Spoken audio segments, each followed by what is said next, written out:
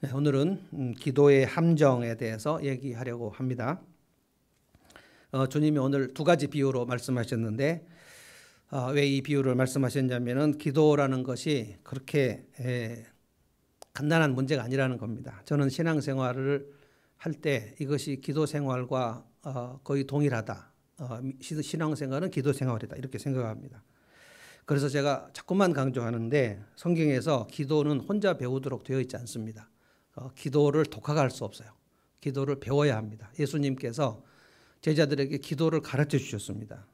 제자들이 예수님께 우리에게 기도를 가르쳐 주십시오 라고 했고, 기도는 혼자 산에 가서 혼자 부르짖다가 기도를 잘못 배우면 이단으로 빠지는 것 십상입니다.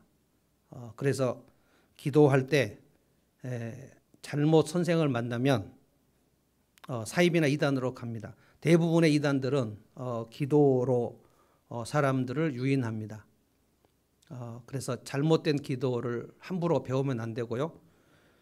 많이만 하면 되는 것이 절대로 아닙니다. 그래서 여러분들에게 제가 늘 당부하기를 산에서 기도하는 기도원 원장님을 따라다니시면 안 된다. 제가 얼마 전에 있었던 그 목사님, 여자 목사님도 저에게 찾아왔을 때 그 가족이 전체가 기도원에 들어가서 한 가족이 전체가 기도원에 들어갔다가 사기를 당하고 너무나 낭패가 된 상태에서 저를 찾아왔던 그런 예들도 있습니다. 기도는 배워야 됩니다. 그리고 안 배우고 안 하는 것이 가장 큰 손해고요. 기도를 안 하는 사람은 하나님이 주시는 복을, 약속의 복이 있는데 그 복을 걷어차는 것입니다.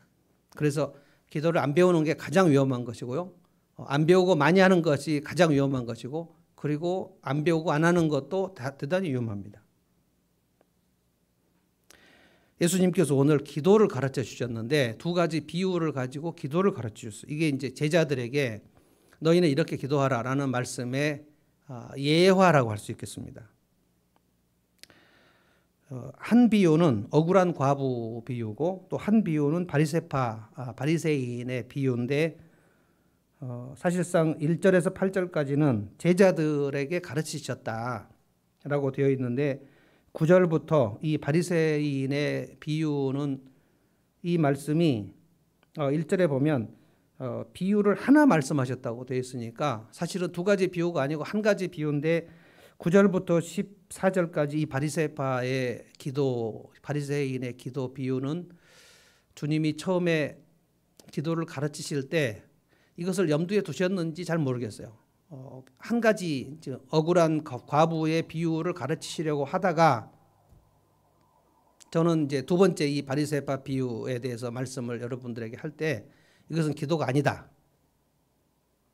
두 가지 함정인데요. 하나는 기도하다가 중단하는 함정, 또 하나는 기도가 아닌 것을 기도라고 생각하는 함정. 이 바리새인의 기도는 제가 해석해 볼 때 이건 기도가 아닙니다. 신앙생활도 아닙니다. 하나님께서 받지도 않으세요. 하나님이 받지 않으시는데 매일 하나님께 올렸다. 그러면 천국에서 쓰레기통으로 다 들어가는 기도. 기도가 아닙니다. 두 번째 기도는. 그런데 이 기도가 아닌 기도를 할 수 있는 함정에 빠지는 경우가 많이 있다. 지금 이 말씀을 드리는 겁니다. 그래서 기도를 배우지 않으면 내가 기도를 해야 되겠다 하면 두 번째 함정에 빠지는 거고요. 그리고 기도를 안 배우면 기도를 안 하게 되는 함정에 빠집니다. 이것을 경고를 하신 겁니다. 1절에 제가 1절과 9절을 항상 비유를 하실 때는 그 비유를 하게 된 계기가 있어요. 1절을 제가 읽어보겠습니다. 예수께서 제자들에게 늘 기도하고 낙심하지 말아야 한다는 뜻으로 이 비유를 하나 말씀하셨다. 낙심이라는 것은 포기했다는 뜻입니다. 기도를 하다가 멈춰버렸다는 거예요. 근데 매우 많은 성도들이 기도를 하다가 멈춰버립니다. 초신자 때 기도를 안 하는 분들도 있지만 초신자 때 나는 기도를 절대로 안 해야 되겠다 이런 결단하는 사람은 저는 없다고 봅니다. 나는 기도를 평생 안 하리라 그렇게 하고 신앙생활 하는 사람은 없다고 봐요. 근데 대부분 기도를 하다가 멈춰버립니다. 그 기도를 쉬어버려요. 그래서 초신자 때 기도를 쉬고 몇 년 동안 신앙생활이라고 하는데 기도를 쉬는 경우, 제가 여러분 다시 한 번 말씀드리는데 신앙생활은 기도생활입니다. 그런데 기도를 쉬어버리면 그가 교회는 왔다 갔다 하지만 신앙생활을 쉬는 것과 똑같습니다. 두 번째, 9절은 더 심각합니다. 스스로 의롭다고 확신하고 남을 멸시하는 몇몇 사람에게 예수께서는 이 비유를 말씀하셨다. 그러니까 예수님이 이 두 번째 비유를 하게 된 계기는 그렇게 기도하는 사람들을 보셨다는 거예요. 예수님은 그 사람의 얼굴과 그 사람의 기도를 이미 들으신 적이 있고 예수님은 굉장히 많이 관찰을 하십니다. 예수님은 회당에서 그 한 과부가 자기의 생활비 전체 2렙돈이라고 했죠. 그 과부가 헌금을 넣는 것을 보셨어요. 동전 2닙을 넣는 것을 보세요. 예수님은 헌금 생활에도 굉장히 관심이 있고 보시고 있습니다. 그러니까 우리의 기도도 어떻게 하는가를 예수님은 관심 있게 관찰하십니다. 그래서 이 두 번째 기도는 기도가 아닌 것을 하는 완전히 사이비 기도입니다. 두 번째 기도는. 근데 이 사이비 기도를 하는 경우가 대단히 많습니다. 그래서 여러분들이 오늘 기도를 배우시라는 거예요. 하나님이 받지도 않으시는 기도를 평생 하시는 분들이 있어요.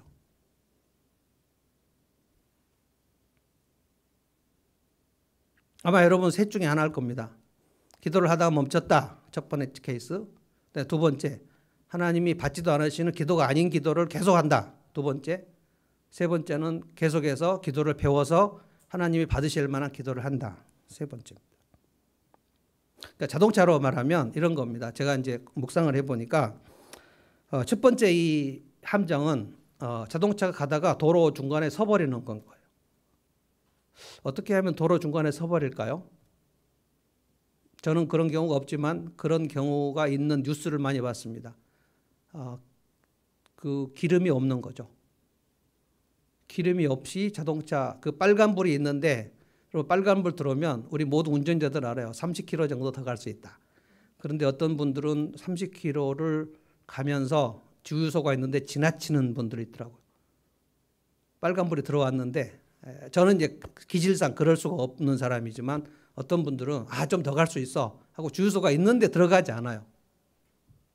그러면 이제 빨간불은 지금 몇 리터 남았다 몇 리터 남았다 그렇게까지 자세히 알려주지는 않더라고요. 가다가 차가 도로 중간에 서버려요. 그러면 교통이 거기에 일제 마비가 되어버리죠.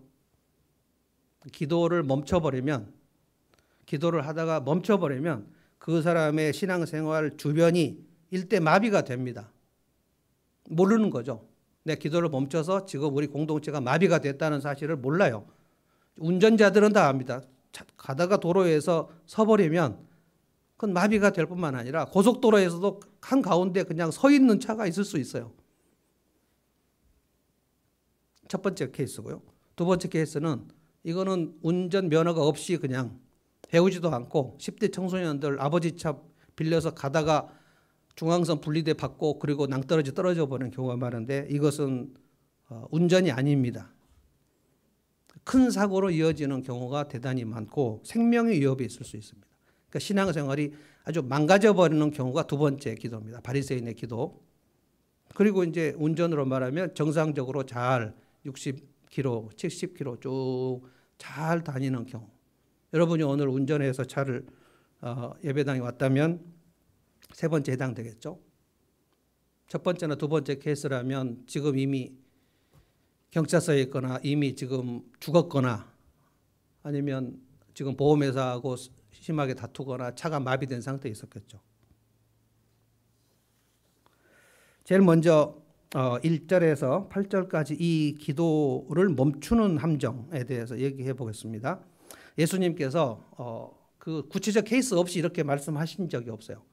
예수님은 그 기도를 하다가 멈춘 많은 성도들의 케이스를 알고 얘기하시는 겁니다. 이 과부의 경우를 보라. 이 과부가 어떻게 했는지, 이 재판관이 이 과부의 태도를 어떻게 말했는지, 어떻게 보고 이 재판관이 뭐라고 하면서 그 과부의 민원을 들어줬는지를 주의 깊게 보라. 여기서 기도를 배우라는 거예요. 기도를 하다가 멈추지 말아야 될 이유를 지금 얘기합니다. 2절을 보겠습니다. 어느 고을에 하나님도 두려워하지 않고 사람도 존중하지 않는 한 재판관이 있었다.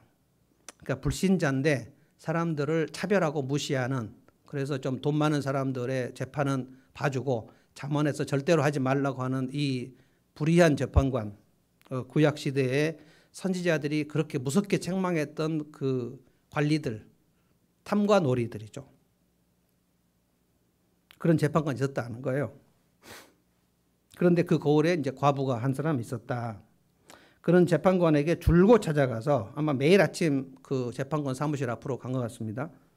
내 적대자에게서, 내 원수들에게서 내 권리를 찾아주십시오. 이 억울한 상황 속에 이제 들어간 거예요. 주님은 지금 이 비유를 하실 때 의도적으로 이 재판관이 얼마나 불의한 사람이었는지, 하나님도 무시하고 사람도 무시해요. 또 어떤 사람을 무시하겠습니까? 사람을 무시할 때 약하고 힘없는 사람을 무시하겠죠. 그러니까 이 사람은 지금 신자가 아닌데 하나님을 두려워하지 않나요? 그러니까 내가 얼마나 악한 짓을 해도 뭐 하나님이 나한테 뭘 하겠어? 하나님이 있어? 라고 생각하니까 내가 하나님의 상이나 벌을 받을 것 같아서 하나도 두려워하지 않아요.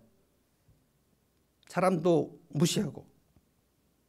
그런데 이 억울한 과부가 자기의 민원, 이 억울한 일이 뭔지 모르겠어요. 그러니까 내 적대, 내 원수들에게서 내 권리를 찾아주십시오. 지금 뺏길 상황. 그러니까 뭐 조폭들이 와서 자기의 재산을 빼앗아 갔든지 아니면은 자기의 집 문서가 뭐 도둑질을 당했든지 자기가 혹시 감옥에 갈 위험에 처했든지 굉장히 억울한 상황 속에 있는데 재판관을 찾아왔다는 거예요. 그런데 이 재판관은 아주 불의하고 부패해서 이 과부의 억울한 민원 같은 거에 대해서는 관심이 없어요. 한동안 이 과부가 찾아가도 만나지 않았다. 4절을 보겠습니다. 그 재판관은 한동안이 어느 정도의 한동안일까요? 한 달일까요? 2달일까요? 석 달일까요? 계속 찾아갔는데 꿈쩍도 안 하고 만나주지도 않았다. 들어주지도 않았다. 그런데 이상한 일이 벌어졌다. 지금 예수님 얘기입니다. 지금 얼마 뒤에 이렇게 혼자 말했다. 이 재판관이 혼잣말을 했어요. 뭐라고 했습니까? 내가 정말 사람도 두려워하지 않고, 혼잣말할 때 이런 얘기하기 쉽지 않은데 나는 하나님을 두려워하지 않는데, 이런 얘기를 혼자 했다는 거예요. 이거는 예수님이 조금 꾸미지 않았나 생각합니다. 내가 정말 하나님 두려워하지 않고 사람도 존중하지 않지만, 자 5절이 중요합니다. 왜냐하면 예수님께서 이 재판관이 한 말을 너희가 귀담아 들어서 귀 기울이라 그랬으니까 5절이 되게 중요해요. 이 과부가 나를 이렇게 귀찮게 하니 그의 권리를 찾아 주어야 하겠다. 그러니까 이렇게 귀찮게 하니까 그냥 들어줘야 되겠다는 거예요. 그렇게 하지 않으면 무슨 일이 일어난다고요? 그가 자꾸만 찾아와서 나를 못 견디게 할 것이다. 그러니까 한동안 못 들은 척 했는데 매일 아침에 재판관 사무실 앞에 앉아 있는데, 그런데 모른 척하고 쑥 지나가고 퇴근할 때도 모른 척하고 지나가고, 그래서 포기할 것이다 라고 생각했는데 이 과부가 포기를 하지 않더라는 거예요. 나를 이렇게도 귀찮게 하니. 근데 제가 볼 때 부패하고 악하긴 한데 진짜 악한 그 재판관이었으면 자기 아랫사람 시켜서 저 사람 오지 못하게 해라, 문을 잠가버리든지 아니면 그 사람을 이상한 이유를 들어서 감옥에 넣든지 아니면 어떻게 가장 악한 악독이 했으면은 그 과부를 처리해 버릴 수도 있는 건데 그 정도까지는 하지 않았어요. 근데 문제는 지금 너무나 귀찮게 생각했다는 거예요. 왜 이렇게 짜증나게 계속해서 찾아오는가. 그런데 이 과부는 왜 이렇게 맨날 찾아갔을까? 그 과부에게 아무 관심이 없는 불의한 재판관에게 계속 찾아갔다는 거예요. 근데 이 재판관이 저놈 과부 그냥 이렇게 나를 찾아오니까 매일 찾아올 거다. 이 재판관의 마음 속에 무슨 생각이 들었냐면 이 과부의 민원을 안 들어주면 끝까지 찾아오겠구나. 무슨 기지였을까요, 과부가? 저는 아주 뒷심이 있는 과부였다 이렇게 생각합니다. 계속 왔다는 거예요. 그래서 이 과부의 억울한 소원을 들어주기로 결심을 했다. 이 재판장은 공정해서가 아니었고 이 재판관은 뇌물도 많이 받았을 거예요. 부패하고 불의한 탐과 놀이 같은 건데 이 과부가 무엇을 믿고 그렇게 재판관에게 찾아왔는지는 잘 모르겠어요. 그런데 우리가 생각해 볼 때 예수님이 어떤 부분을 지금 생각을 하신 것 같냐면은 이 과부는 이 재판관을 찾아가는 방법 외에는 다른 방법이 없었어요. 이 재판관을 찾아가는 일을 중단할 수 없었어요. 이 억울함을 본인이 풀 수 있는 능력도 안 되고 어떻게 다른 방법이 없어요. 남편도 없고 요즘 같으면 뭐 변호사를 뭐 살 수도 있지만 변호사를 살 돈도 없고 구약과 신약에서 가장 힘없는 계층을 딱 예수님은 고아와 과부라고 얘기했거든요. 고아와 과부는 힘이 없는 그 아주 상징적 존재입니다. 고아와 과부 그리고 이제 좀 넓히면 땅이 없는 나그네와 레위인 여기까지를 너희가 꼭 살피라고 했는데 이 불의한 재판관이 이런 가난하고 힘없는 과부를 관심을 가질 이유는 없죠. 그래서 주님께서 말씀하신 결론이 뭐냐면 6절입니다. 6절. 주님께서 말씀하셨다. 너희는 이 불의한 재판관이 하는 말을 귀담아 들으라. 그러니까 이 불의한 재판관이 뭐라고 했습니까? 5절에 얘기를 했죠. 이 과부가 나를 이렇게 귀찮게 하니 그의 권리를 찾아줘야 하겠다. 그렇게 하지 않으면 그가 자꾸만 찾아와서 나를 못 견디게 할 것이다. 이거를 귀담아 들으라는 거예요. 이 재판관이 뭐라고 했는지를 들으라는 거예요. 제자들이 여기서 기도를 배워야 한다는 거예요. 기도를 낙심하지 말아야 할 이유를 설명하면서 이 과부가 한 행동을 재판관이 뭐라고 했는가를 귀담아 들으라는 거예요. 여기에 기도의 열쇠가 달려 있습니다. 이것을 배워야 됩니다. 이 과부가 나를 이렇게 귀찮게 했다. 포기하지 않고 계속 찾아왔다. 이것을 들어주지 않으면 나를 계속 찾아올 거라고 하는 생각이 들었다는 거예요. 이 과부의 태도. 그러니까 이 과부의 민원이 해결된 이유는 딱 한 가지였어요. 재판관이 공정하지 않았는데 공정한 재판관이 아니었다는 거예요. 그다음에 그 사안을 중대하게 여겨서도 아니었다는 거예요. 재판관이 볼 때는 이 과부의 이 민원은 정말 하찮은 거였다는 거예요. 무슨 여론을 형성해 가지고 법원에 가면 무슨 그 여론을 형성하는 그 집단 민원 같은 거 할 때 뭐 피켓 들고 막 해가지고 그 뭐 법을 상정할 때도 그 집단들이 있고요. 즉 억울한 일을 당하는 사람들은 그렇게 해서 입법 활동에 계속 압력을 가하기도 하고 뭐 법원 앞에 가기도 하고 그리고 1인 시위도 하고 막 이렇게 하는데 이 과부는 그런 방법을 쓰지 않았고 그냥 재판관을 계속 찾아갔다는 거예요. 근데 이 주님의 비유에서 주님은 반어법을 정말 많이 쓰셨어요. 이 불의한 재판관하고 하나님을 지금 이렇게 대조했는데 이 재판관을 찾아간 과부의 태도를 통해서 너희가 하나님 앞에 나가야 하는 태도를 배우라는 거예요. 굉장히 반어법입니다. 잘못 해석하면 하나님도 뭐 불의하시다는 뜻인가? 하나님을 귀찮게 하라는 뜻인가? 굉장히 복잡한 해석이 나와버리면 이제 또 낭떠러지로 떨어질 수 있는 거예요. 이 불의한 재판관이 하는 말을 너희가 귀담아 들으라 하고 7절에 이 세번역 마음에 안 듭니다. 개역 개정은 뭐라고 그랬냐면 하물며 이렇게 말했어요. 하물며. 이 말이 세번역에서 빠졌어요. 저는 세번역이 우리 초신자들에게 대단히 유익하다고 생각을 합니다. 그래서 세번역을 가지고 이제 주일 예배도 하고 그리고 삶 공부 생명의 삶도 하고 우리 교회는 공적으로 이제 세번역을 씁니다만 제가 이제 수요 예배는 제가 개역 개정을 씁니다. 사실 제 개인적으로는 개역 개정 번역이 좀 더 저한테 딱 그 마음에 들 때가 상당히 많아요.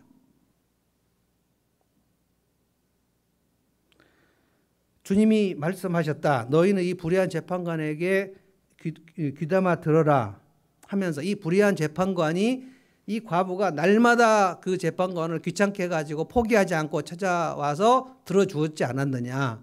그런데 주님의 이제 논리가 하물며 너희 하늘 하나님께서, 여기서 반어법입니다. 불의한 재판관에서 하나님께로 넘어가는데 하나님은 의로우신데 불의한 재판관이라 할지라도 끝까지 포기하지 않고 찾아온 이 과부의 민원을 들어주었다면 하물며 너희 하늘 아버지께, 이렇게 지금 나가야 되는데 7절의 세 번역에서 그 얘기를 딱 빠지니까 제가 마음속에 진짜 왜 뺐어. 제 입에서 지금 씨가 나올 뻔했어요. 죄송합니다. 7절을 그냥 세 번역도 읽고 개역 개정도 읽겠습니다. 세 번역 마음에 안 든 번역 제가 읽겠습니다. 하나님께서 자기에게 밤낮으로 부르짖는 택하신 백성의 권리를 찾아주시지 않으시고 모른 채 하고 오래 그들을 내버려 두시겠느냐. 자, 7절 개역 개정은 제가 마음에 든 번역입니다. 하물며 하나님께서 밤낮 부르짖는 택하신 자들의 원한을 풀어주지 아니하시겠느냐. 그들에게 오래 참으시겠느냐. 하물며. 그래서 이제 다시 1절로 가보면 그래서 너희가 항상 기도하고 낙심하지 말아야 될 이유가 여기 있다. 그만두지 말라는 거예요. 왜냐하면 끝까지 가면, 끝까지 우물을 파면 거기서 샘물이 콸콸 나는데 5m, 6m를 파면 나오는데 4m 50까지 그냥 파다가 거기서 여기는 우물이 안 나오는구나 하고 그냥 멈춰버리면 그 멈추는 사람은 거기에 우물이 없다고 생각하는 건데 조금만 더 파보면 거기서 물이 콸콸 쏟아지는 거 경험할 수 있는데 50cm 남겨놓고 포기해버리면 그게 얼마나 손해냐. 저는 우리 대부분이 이 기도를 그만두는 함정에 한 번 이상은 다 빠져봤을 거라고 생각합니다. 서두에 제가 얘기했지만 우리 중에 아무도 내가 기도를 예수 믿으면서 기도를 절대 하지 않아야 되겠다. 그런 결단을 하고 사는 사람은 없습니다. 저는 여러분 모든 성도들이 우리 지금 새벽 기도를 못하고 있는 중에 있습니다만 새벽 기도를 계속해서 가동을 할 때도 새벽 기도를 안 나오는 성도를 향하여 제가 저 성도는 진짜 기도를 안 하기로 작정했구나 라고 절대 생각하지 않습니다. 제가 어제도 한 분하고 얘기했는데 여러분이 예배를 나오는 것도요 49대 51에서 51위에서 나오는 거고요. 헌신도요 49에서 51인데 51이면 헌신을 하는 거고 49면 못하는 겁니다. 예배를 오늘 안 나온 사람도 혹시 있을지 모르겠는데요. 지금 단톡방 이제 확인 안 해봤는데 오늘 예배를 드리지 않고 무슨 다른 일을 했다 할지라도 그 사람이 오늘 내일은 주일인데 예배를 나는 절대 안 드리겠어. 예배 드릴 마음이 0%여서 예배를 안 드리는 거 절대 아닙니다. 이게 50에서 하나가 내려가면 예배를 못 드리는 겁니다. 그거보다 조금 더 중요한 일이 있어서 못 하는 거예요. 그러니까 기도를 포기하는 사람은 기도를 절대 안 하려고 포기하는 게 아니라 이제는 지친다. 기도는 왜 이렇게 어려운가? 그럼 기도는 진짜 쉽지 않습니다. 사람 만나는 것보다 하나님 만나는 것이 어렵습니다. 예배가 어려운 이유는 예배는 보이지 않는 하나님을 보는 것으로 믿는 믿음이 필요하기 때문에 그렇습니다. 그래서 초신자들은 예배가 어려워요. 예배를 드린다는 그 개념을 갖기가 되게 어려워. 제가 어떻게 하냐면 제가 거듭나기 전까지 20년 동안 예배를 앉아 있었는데 아무 생각 없었어요. 예배 끝나고 하는 액티비티에 관심이 있지 예배를 드린다는 것을 제가 몰랐거든요. 하나님 앞이라는 것은 이 눈이 열려야지 되는 건데 그래서 VIP들은 예배를 드릴 수 없어요. 그냥 예배를 그냥 보는 겁니다. 이 사람들이 어떻게 예배를 드리는가. 우리 교회도 VIP들이 가끔 예배를 드리는 건데 그건 참관하는 거고요. 참관. VIP가 목장에 와도 참관하는 겁니다. 이 사람들이 또 무슨 얘기를 하는가를 보는 거예요. 그런데 이 VIP들이 와서 목장에서 우리끼리 서로 사랑하는 모습을 보지 못하면 아무 말도 안 하고 이 모임은 나올 필요가 없겠구나라고 생각합니다. 그래서 우리가 서로 섬기고 사랑하는 모습을 보여주는 일이 실제적으로 있지 않으면 우리는 그 VIP를 쫓아보내는 일과 똑같은 거예요. 마찬가지로 VIP들은 예배를 참관합니다. 우리는 예배를 어떻게 드리는 거냐면 살아계신 하나님을 만나는 거거든요. 하나님 안 계시면 우리가 예배를 드릴 필요가 뭐가 있습니까? 하나님을 만나는 것은 신을 만나는 거예요. 신을. 그러니까 어떤 거하고 비슷하냐면 그 비유하기가 좀 이상하긴 하지만 그 굿할 때 사람들이 가서 굿을 보러 가지 않습니까? 굿이나 보고 떡이나 먹으려고 가는 건데 굿할 때 무당이 신을 부르잖아요. 신을 부르면 신이 와요. 딸랑딸랑딸랑 하면 막 신이, 그건 이제 마귀인데 우리나라는 이제 그게 뭐 할아버지 그리고 강감찬 장군도 오고 뭐 도령님도 오고 선녀님도 오고 온다고 하지만 그거는 이제 악령이 오는 거죠. 악령이 접하면 그 사람은 악령이 내려오기 전에 상태가 아닙니다. 그 막 작두에 올라가서 펄펄 뛰고 막 그래도 하나도 안 다치거든요. 그러면 굿을 보는 사람이 와, 저 무당하고 지금 신하고 만나는구나. 그걸 보는 거 아니에요. 그 본질이 우리가 하나님을 만나는 거거든요. 예배를 드릴 때. 그래서 제가 예배 드릴 때 슬리퍼 신고 오지 말라고 하는 거예요. 샌들 신고 이렇게 찍찍 끌고 와서는 안 됩니다. 구약시대는 죽어요, 바로. 제사장도 나답과 아비후가 그 아론의 두 아들이 대제사장직을 처음 수행하러 들어갔다가 바로 죽어서 나왔거든요. 그런데 문맥상 하나님께서 모세에게 뭐라고 그랬냐면 너희 제사장들이 들어올 때 술 먹고 들어오서는 안 된다. 그러니까 이 아론의 두 아들이 그때 제사장 첫 그 지성소에 들어갈 때 술 먹고 들어간 거예요. 아무 생각 없었던 거죠. 하나님이 그냥 바로 죽이십니다.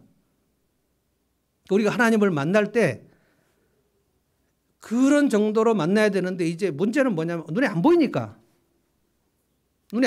그냥 하나님을 무시하는 거예요. 앉아가지고 이렇게 앉아가지고 눈에는 목사만 보이니까 뭐 목사님의 넥타이가 어쨌다는 또 뭐 그런 얘기만 맨날. 제가 20년 동안 그랬으니까 여러분의 그 심경을 어느 정도 알아요. 기도가 어려운 거는 하나님이 안 보이니까. 그래서 제가 여러분의 대표기도, 오늘 제가 송 집사님의 대표기도를 제가 평가하는 건 절대 아닙니다. 송 집사님 진짜 오늘 아주 깔끔하게 잘하셨는데 어떤 분들의 대표기도를 제가 들을 때, 제가 여기서 이제 앉아서 기도를 할 때, 아, 책을 읽는구나. 이 원고를 그냥 읽어요, 그냥. 그거는 여러분이 누구를 만날 때 우리 박병원 권사님하고 제가 만나가지고 둘이 앉아서 커피 마시면 대화를 해야 되는데 제가 박병원 권사님 얼굴을 보지 않고 이렇게 앉아서 권사님 잘 계셨어요? 이게 뭡니까 이게? 요즘에 사이버로 둘 친구가 앉아가 커피 테이블에 둘이 앉아가고 거기서 얼굴을 보지 않고 각자 SNS로 대화하는 그런 진풍경도 우리는 볼 수 있는데 그거는 인격적인 대화가 아니죠. 그래서 어렵습니다 이게.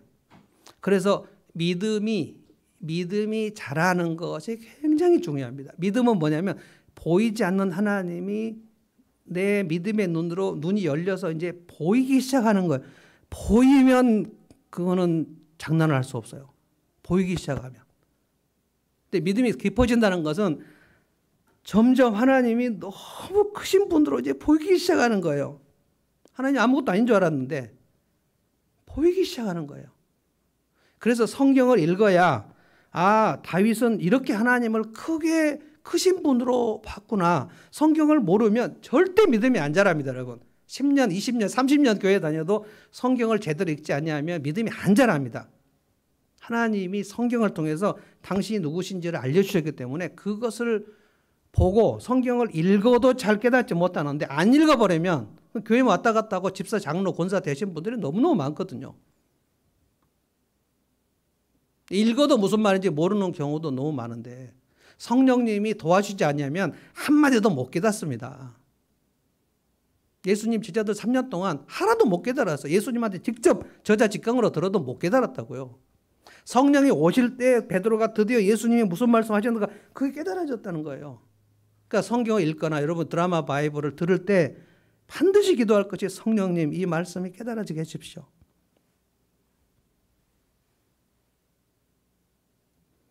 기도를 안 하려고 여러분들이 한다고 저는 생각하지 않는데 기도를 멈추게 되는 경우는 대단히 많습니다. 기도 낙심병. 아, 안 되는구나. 근데 여러분 오늘 이 말씀을 제가 쭉 읽으면서 묵상하면서 설교의 결론을 뭘로 냈냐면은 이 과부는 그 재판관에게 나를 도와주십시오. 이 얘기를 날마다 가서 했구나.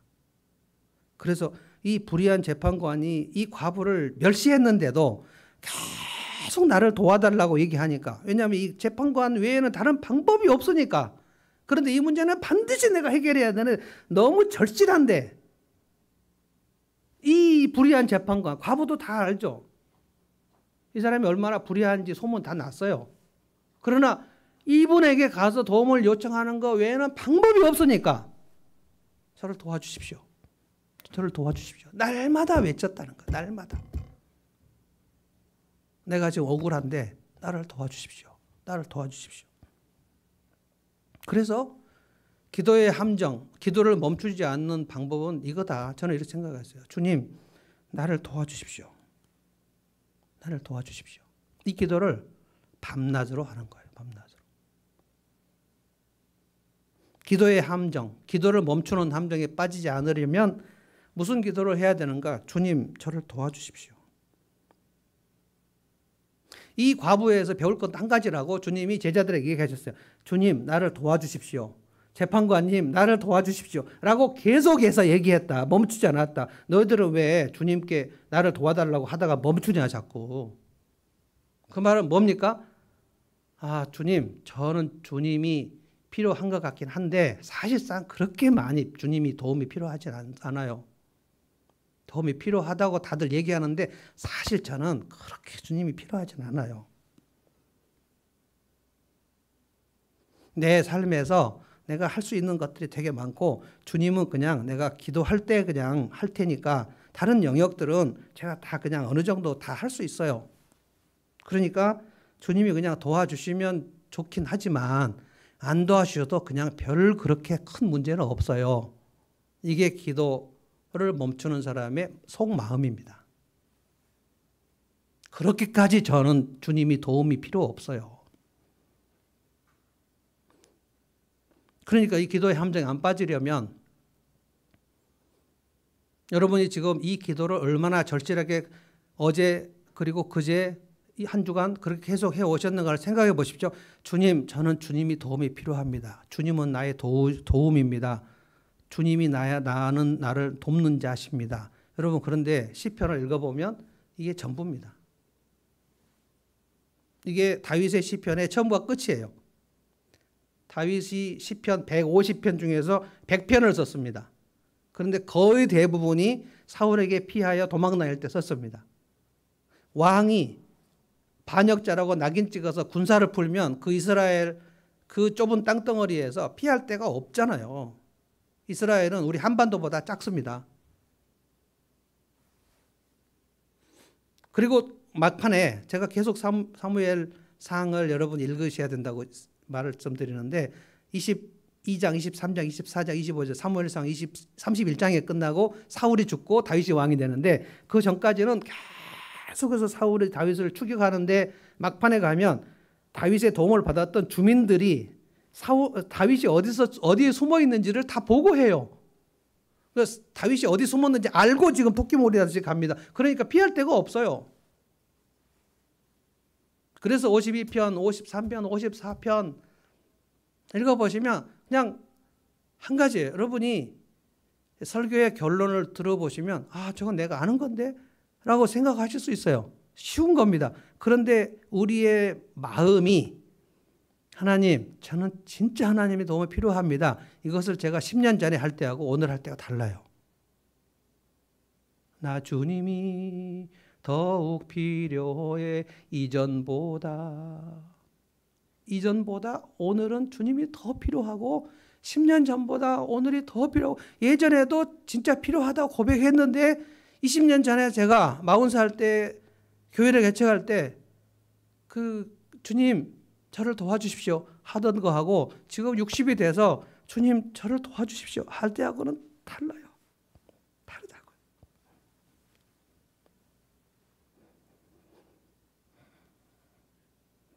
여러분, 기도는 다른 얘기를 하는 게 아닙니다.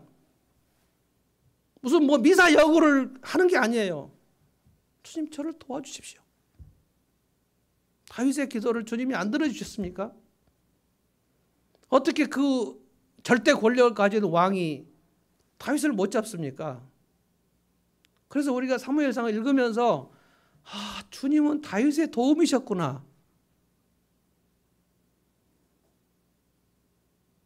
설마 주님이 나는 다윗의 도움이고 너의 도움은 아니니까 이거는 그냥 다윗 얘기야. 이렇게 말씀하시려고 이 시편을 우리에게 읽으라고 그랬겠습니까? 드라마 바이블 보면 앞과 뒤에 계속 시편이 나오는데 저는 쭉 그냥 듣다가 마지막 마무리 시편, 그 맨 마지막 시편, 그건 제가 큰 소리로 함께 따라합니다, 같이.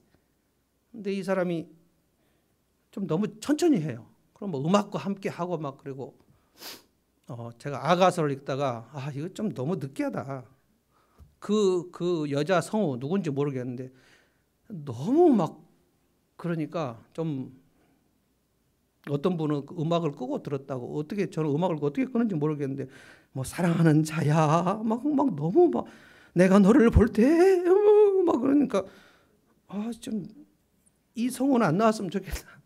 아가서는 설교하기도 어려운데 뭐 네 넓적다리가 어떻고 네 유방이 어떻고 뭐 네 피부는 어떻고 막 그런데 이거 사실 굉장히 남녀의 사랑을 통해서 하나님의 사랑을 얘기하려고 하는데 제가 매일 성경 쭉 그 새벽기도 시간에 쭉 하는데 제일 곤혹스러운 게 아가서가 딱 걸리면 이거 2주 동안 이거 어떻게 하지? 뭐 새벽에 좀 새벽에는 우리가 마음이 좀 다 가라앉아 가지고 좀 막 울먹이면서 주님 기도하고 싶잖아요. 그런데 막 네 유방이 어떻고 넓적다리가 어떻고 그럼 뭐 저부터도 이게 막 잘 안 돼 가지고 막 아가서를 하는 그 본문을 목사가 그러면 안 되는데 아가서 할 때 제가 다른 거 할 때도 있어요. 여러분 모르실 수도 있는데 아마 박 권사님 아실 거예요. 목사님 아가서 안 하는구나. 진짜 힘들어요. 아가서는 그냥 특강으로 하면 좋겠어요. 특강으로. 새벽기도 때는 정말 힘들어요. 저는 시편을 읽어볼 때마다 다윗은 진짜 이 기도를 많이 했구나. 하나님은 나의 도움이십니다. 하나님 나를 도와주십시오. 하나님 도와주십시오. 다윗의 기도는 다 응답됐습니다. 절대로 살아남을 수 없는데 이 시간에 어떻게 내가 살아남았지 할 정도로 하나님을 경험한 그 간증들이 무궁무진하게 나옵니다. 그런데 여러분 우리가 얼마나 하나님의 도움이 절박할 때가 많은지요. 자, 그래서 우리 교회에서 어떤 그 질병에 관한 그 기도 목록을 제가 쭉 써봤어요. 우리 지난 그 지하에 있을 때, 지하 지상으로 올라올 때, 그때 이 예배당 구입하고 그 계약금 치를 때 중도금 치를 때, 그다음에 잔금 치를 때 정말 마귀의 공격이 이루 말할 수 없이 있었습니다. 여기에 와갖고 이 건물을 구경하고 있는데 대전에서 대은이 친구가 전화 와가지고요. 대은이 아빠시죠? 저 대은이 친구인데요. 대은이가 머리가 깨졌어요. 근데 뇌가 부서진 것 같아요. 뭐 이런 전화를 제가 받고 제가 아내한테 이걸 어떻게 얘기해야 되지? 진짜 가슴이 철렁 내려앉아가지고 대전으로 갔더니 그 대은이 친구가 잘 몰라가지고 머리가 깨지긴 했는데 뇌가 부서지진 않았더라고요. 나는 그래서 이제 중환자실에 들어가는 것인 줄 알고 갔는데 대은이가 아빠 오셨어요? 그러는 거예요. 너 뇌가 깨졌다며. 아니 제가 좀 말을 잘못해가지고 아이 자식 진짜.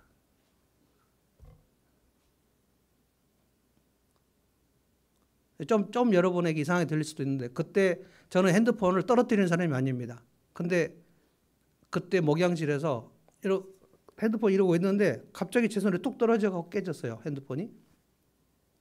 그러다가 박순영 권사님이 새벽기도 하다가 갑자기 거기서 딱 쓰러져가지고 본당에서 뇌경색이 일어나가지고 중환자실에 들어가셨죠. 근데 이재찬 권사님이 자동차 바퀴가 두 발을 지나가셨죠.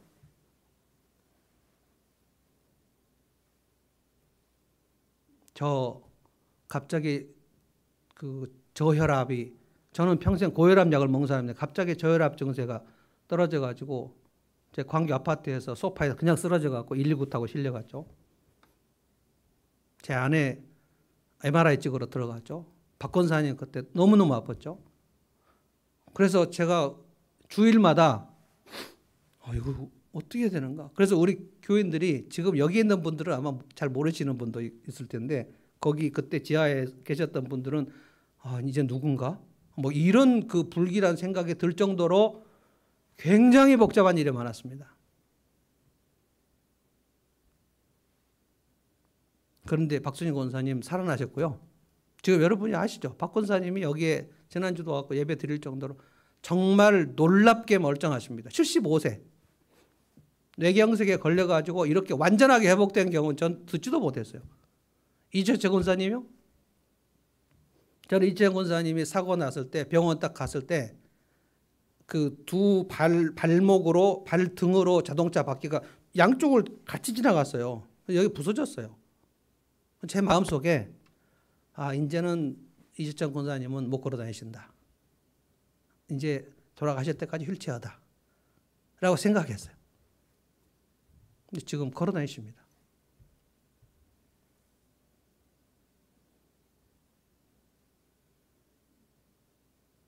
심하나 자매 병에 걸렸을 때 우리가 하루 내내 릴레이로 기도했습니다. 주님이 들어주셨고요. 차사모 대장 파열했을 때 1년에 3차례 수술할 때 우리가 다 같이 기도했습니다. 들어주셨고요.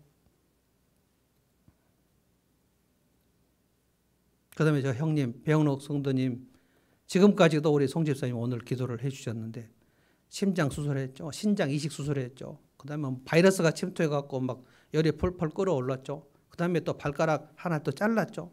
뭐 염증이 나갔고 또 시커멓게 되고 또 갔죠. 근데 지금 엊그저께 우리 베델 목장에서 목장할 때 염증이 지금 거의 발견되지 않아요. 석촌호수 지금 반 바퀴씩 돌고 있습니다. 송영옥 집사님 남편 병에 걸렸을 때 우리가 기도했습니다. 지금 굉장히 많이 회복되셨고요. 그래서 우리 형님이 그런 얘기했어요. 야, 하늘목교회는 그 질병 치유가 잘 되는 교회 같더라. 뭐 이런 얘기를 했어요. 우리 간판 하나 걸까요? 주 종목 뭐 이런 거. 기도 주 종목. 이 그 유명한 기도원 가면 거기에 다 써졌어요. 간판에. 그리고 국민일보 같은데 신유 은사, 주 종목, 암, 고혈압 뭐 이런 거 쫙 한 번 되면 낫습니다. 뭐 이런 건데 우리는 이제 저는 그런 게 없습니다. 신유 은사가 없어요. 우리가 함께 공동체가 모여서 기도할 때 하나님 도와주십시오.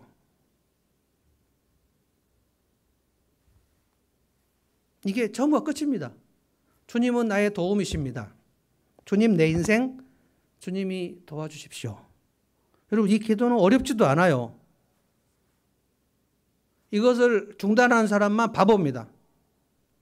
매일 여러분 밥 먹을 때, 화장실 갈 때, 버스 타고 갈 때, 운전할 때 얼마나 할 시간이 많습니까? 목사처럼 앉아서 본당에 앉아서 음악 틀어놓고 1시간 내내 막 성경 말씀 엎조리면서 기도하라는 얘기가 아닙니다. 여러분 일반 성도들이 어떻게 그렇게 합니까? 제 목사 후배가 지금 50이 넘었는데 목회하다가 힘들어서 교회를 문 닫고 지금 그 노동 일을 해요. 근데 제 페이스북에 보니까 야, 목사가 노동을 하게 돼서 이제 성도들을 이제 알게 되었다는 거예요. 노동 끝나고 돌아오면 너무나 힘들다는 거예요. 너무. 직장 일하고 돌아오면 드라마 바이블, 야, 진짜 힘들겠다. 그냥 푹 쓰러져 자고 싶은데 배 목사는 뭐 드라마 바이블을 하라 그러고 뭐 하고 한 줄 올리라 그러고 그것도 내가 하지 말할까. 전 요즘 혼자 여러분 못 만나니까 별 생각을 다 합니다. 내가 너무했나? 매일 뭐 음성 파일 들으라 그러고 뭐 드라마 바이블 하라 그러고 뭐 상 공부하라 그러고 뭐 책을 읽으라 그러고 뭐. 그만할까 그냥.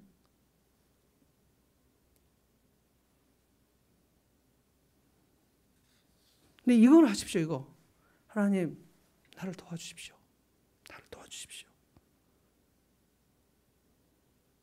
다윗이 낙심을 안 했는가? 낙심했어요. 하나님이 안 계신 것 같던 생각도 여러 번 있었고요.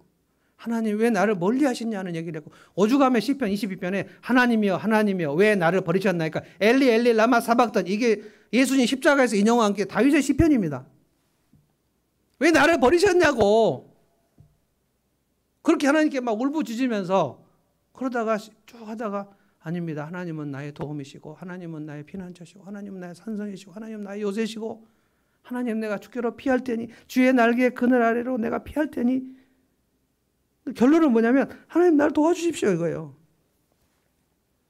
그 10년 넘는 그 고난을 다윗은 뭘로 이겨냈는가? 이 기도로 이겨냈어요. 그리고 시편 읽어보면 모두 다 압축해서 딱 한 줄로 주여 나를 도와주십시오 이겁니다.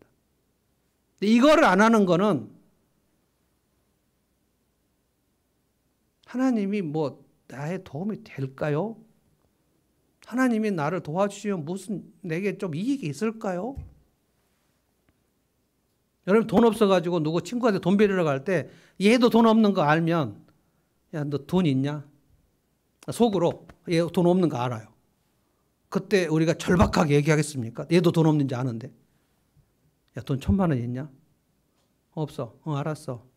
2번 물어보지도 않을 거예요. 얘 없는지 아니까. 근데 진짜 돈 있는 친구인데 내가 친하다. 그러면 가서 한번 물어보겠어요. 야, 진짜 내가 다급한데 1,000만 원 있냐? 계좌번호 불러봐. 얼마나 좋습니까?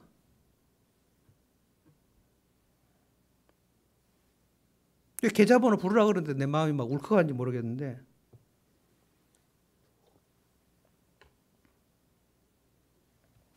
성경에서 기도를 배우시라고요. 다윗의 기도를 배우시라고요.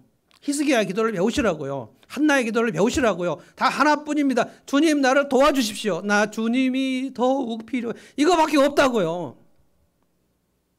근데 그 기도를 안 한단 말이에요. 그 기도를. 하나님이 도와주기는 뭘 도와주냐 나를. 내가 알아서 하면 되지. I don't need you. 난 당신이 별로 필요가 없어. 내가 교회는 다니겠지만, 내가 예배는 참석하겠지만, 나는 그냥 주님이 도와주지 않아도 내가 할 수 있어요. 이게 인간의 죄의 본성입니다. 하기 싫어요. 여러분 이 기도를 중단하신 분들은 오늘 다시 시작하시면 돼요. 쓰러진 곳에서 다시 일어나시면 돼요. 이 기도의 함정은 깨닫고 주님의 도우심을 구하면 올라올 수 있어요. 얼마든지 올라올 수 있습니다. 어제까지 창녀로 살았다 할지라도 다윗의 족보에 들어가게 하신 하나님이에요. 그게 라합입니다. 아무 소망 없는 이방인 모압 여인 룻, 다윗의 족보에. 아람 장군 나만. 그러니까 오늘 결단하면 돼요. 어떤 분은 또 이렇게 얘기한 거예요. 내가 오늘 결단했는데 내일 무너지면 어떻게 하죠? 그럼 날마다 하면 되죠. 작심삼일을 계속해서 하는 방법은 뭐라고요? 3일에 한 번씩. 두 번째 9절부터 보면 이거는 기도가 아닌데, 제가 이 말씀을 준비하면서 기도도 아닌 것을 기도라고 하는 사람들이 얼마나 많은가. 이거는 사이비 기도입니다. 이 신앙은 신앙도 아닙니다. 바리새인의 신앙은 뭐라고 했습니까? 예수님이 새 포도주는 낡은 가죽 부대에 담을 수 없다. 그러니까 복음이 들어가지 않는 사람들이 바리새인이에요. 이들이 기도를 했어요. 복음을 모르는 사람이에요. 그러니까 예수를 안 믿는 사람이에요. 예수를 안 믿는 사람이 하나님 앞에 기도를 했어요. 주님이 안 받으셨다고 그랬어요. 무슨 기도인가? 자기를 의롭다고 여기는 기도예요. 자기 의에 빠진 기도예요. 그래서 9절에 스스로 의롭다고 확신하고, 스스로 의롭다고 확신하고 무슨 뜻입니까? 나는 의인이야. 난 죄인이 아니라는 거예요. 난 죄인이 아니면 그럼 예수 믿을 필요가 뭐가 있습니까? 그래서 예수를 안 믿는 거잖아요. 나는 죄인이 아니니까. 교회 가면 자꾸 목사가 너는 죄인이라고 얘기하니까 그게 기분 나빠서 교회 안 오는 거잖아요.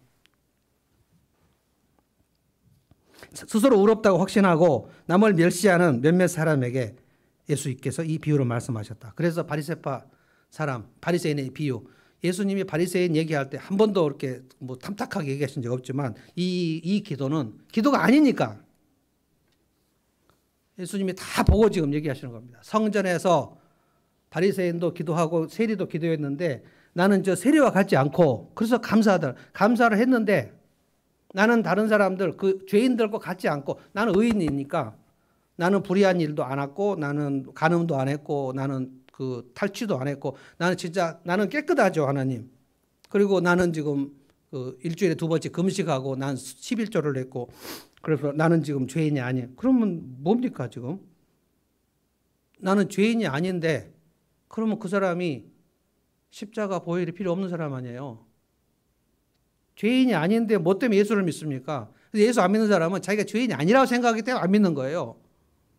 예수를 믿는다는 것은 예수님이 네 죄를 위해서 죄값으로 십자가에서 대신 죽으셨어. 그걸 믿을래? 아멘. 그것이 예수 믿는 거예요. 내가 죄인인 것을 고백하는 거거든요.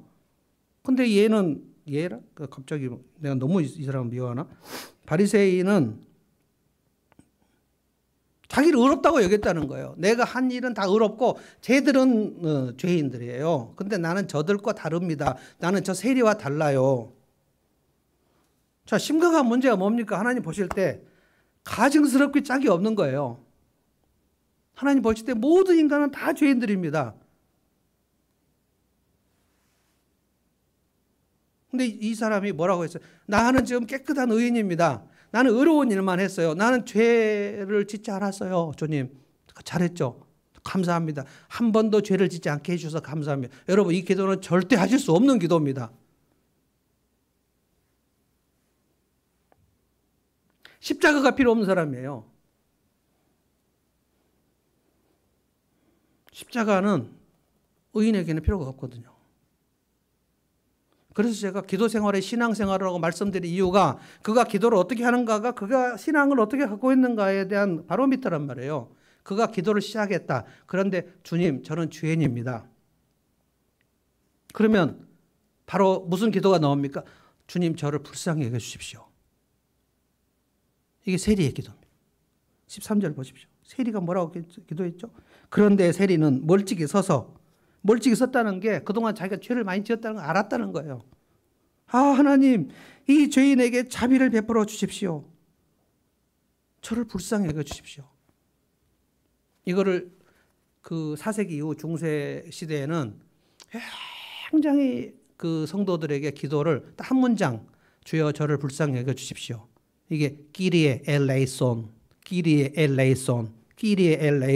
주여 저를 불쌍히 여기십시오. 저는 죄인입니다. 저는 주님 앞에 자격이 없습니다. 주님, 저는 공로가 없습니다. 저는 주님께서 바로 죽이셔도 괜찮은데 주님, 그러니까 저를 불쌍히 여기서 십자가 보혈로 저를 덮어주십시오. 오늘 대표기도 하신 집사님 그 기도했잖아요. 주님의 십자가 보혈로 나를 덮어주십시오. 저를 불쌍히 여겨주십시오.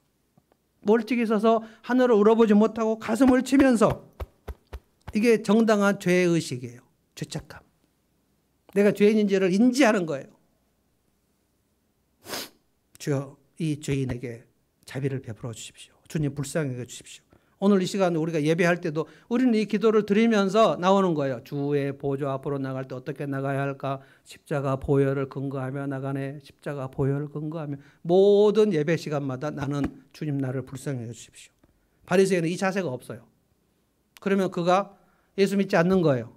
십자가 보혈이 없는 사람은 예수 믿지 않는 거예요. 그러면 그 사람이 예수를 안 믿는데 그가 기도하는 것이 그 기도가 무슨 기도예요? 주님, 나는 의인입니다. 아니, 예수님이 필요 없는 사람이 뭐 때문에 기도를 해요? 그래서 가장 세상에서 예수 믿기 어려운 사람이 누구냐면 세상에서 되게 착한 사람이에요. 그런 사람이 있습니다. 되게 착하고 바르고 품위 있고 예절 바르고 매너 있고 그다음에 지적이면서 아주 깔끔한 사람들이 있어요. 그 사람 절대 예수 못 믿습니다. 아니, 절대는 아니고 특별한 하나님의 은혜가 있으면 믿을 수 있지만 웬만해서는 내가 무슨 잘못을 했어. 난 법 없이도 사는 사람이고 나는 누구에게 해를 끼친 적이 없어. 내가 왜 죄인이야? 그거 해서 안 믿는 사람이잖아요. 근데 이 바리새인의 기도가 주님, 제가 무슨 죄인이겠습니까? 쟤는 죄인이지만 저는 의인 아닙니까? 이거 주님께서 안 받으셨다 그랬어요. 그러면 그 기도가 아닌 거죠, 그거는. 그런데 그 바리새인의 속이 어땠을까요? 주님 보시고 더러운 죄가 가득했다 그랬어요. 산상수훈의 기준으로 보면 예수님이 뭐라고 하셨습니까? 너희들은 살인하지 말라는 계명 어떻게 생각하니?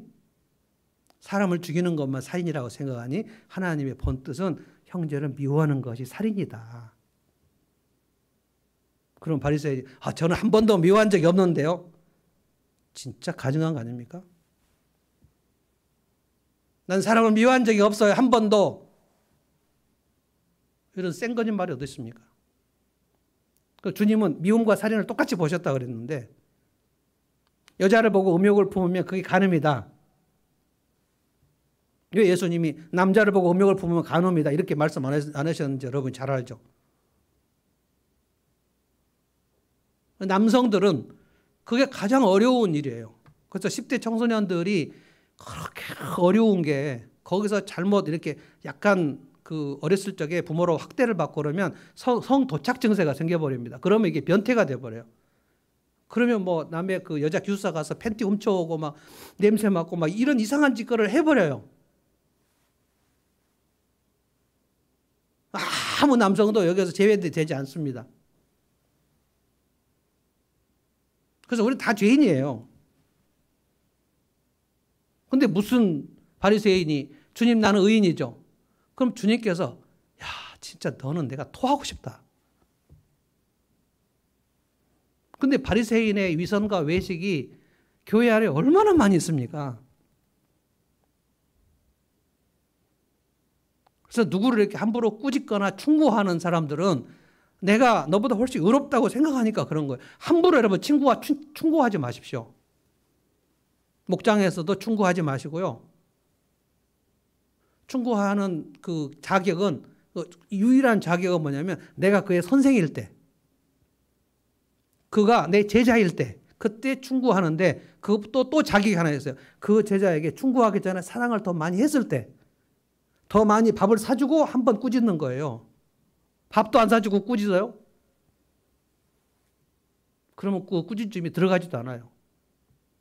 내가 그의 선생인 경우에 그래서 저는 여러분을 충고할 수 있어요. 선생이니까. 그런데 선생은 더 조심하라.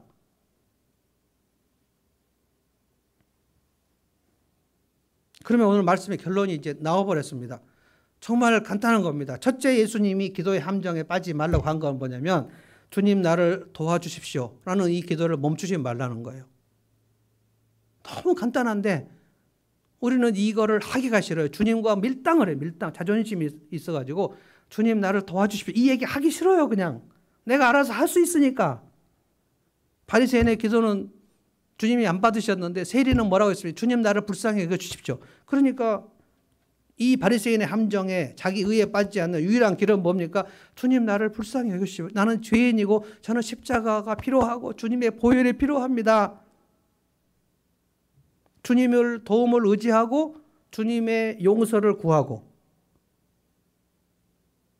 이거를 포기하지 말고 하라는 거예요.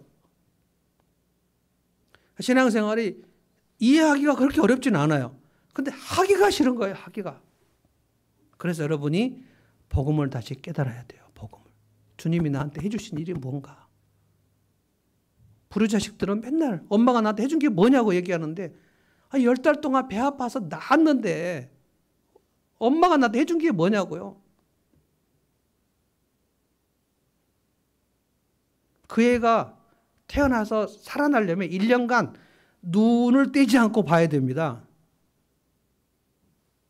엄마가 나한테 해준 게 뭐냐고요?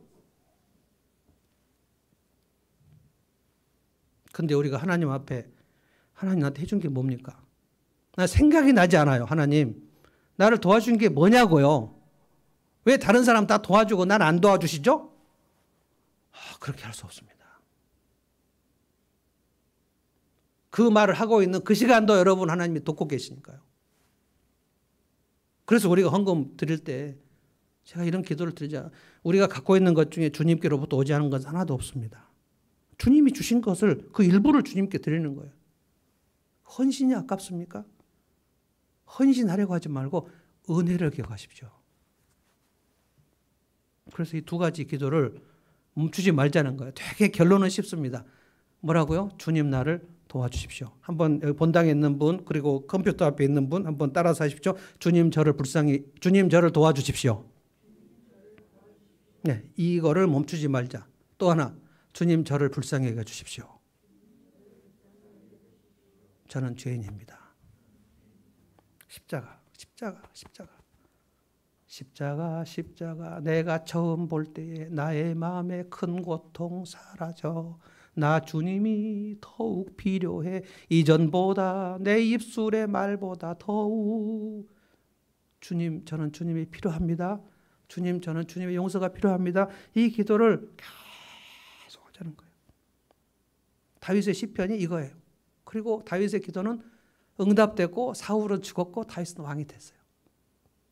우리 성도들 질병에 관한 그 기도 하나님이 다 응답해 주셨어요. 다. 여러분 몸이 아프면 바로 목자님한테 얘기해가지고 정교인 기도점에 올리십시오. 우리는 질병 특화된 질병 기도 응답 특화교회. 아예 하늘문 홈페이지에 쓸까 봐요.